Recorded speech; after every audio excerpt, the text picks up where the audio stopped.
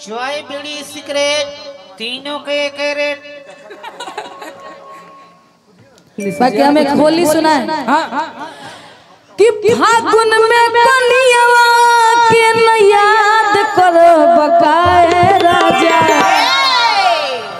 अरे फागुन में कलियावा के न याद करो बकाए राजा।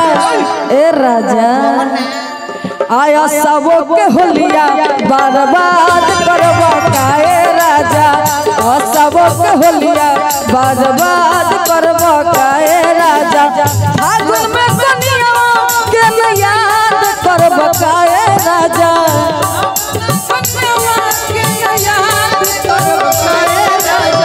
फागुन में कनिया के न याद करबो काए राजा। आ सबो के होलिया बर्बाद करबो काए राजा। आ सबो के होलिया बर्बाद करबो काए।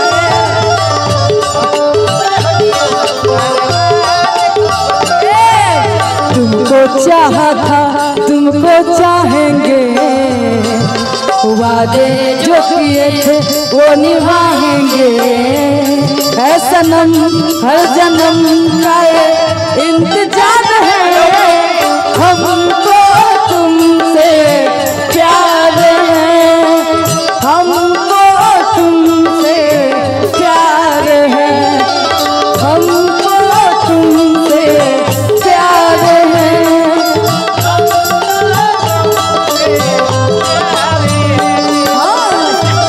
बर्बाद करबो काए राजा।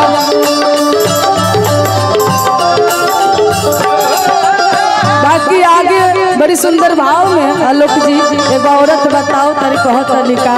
बाकी इसी में कोई लाइन आपके लिए कहना चाहेंगे। ए सौरभ कैसन आई बलम रौदी से, कैसन आई बलम रौदी से। आवत में डर लागला,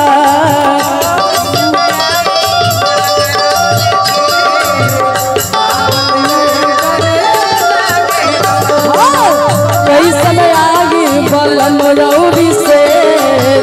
आवत में डर लागला,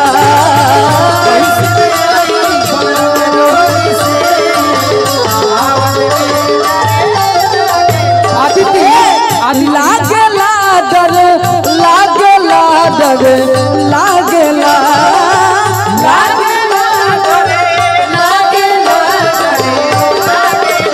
हो।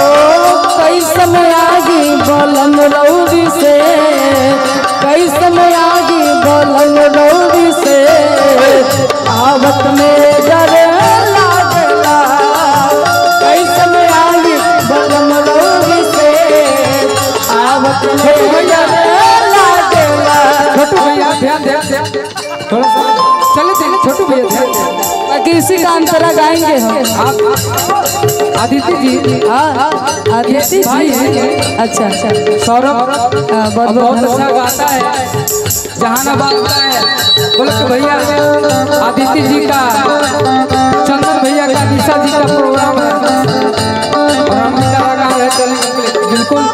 तो हर जगह भाई आदित्य आपको बहुत सपोर्ट करेंगे, चंदन भैया भी करेंगे, मेरे भाई है। मुझिया कनेर तुम गाल में कवेला, नस नस जग रहरिया चढ़ेला।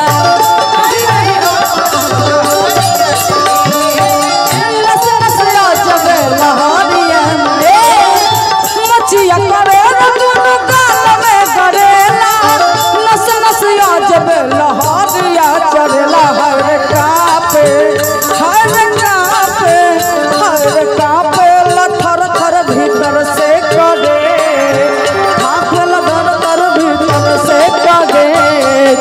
आवत में डर लागला, कैसन आगी बलम रौदी से। आवत में डर लागला। आलोक जी के तरफ से बहुत सारा प्यार है।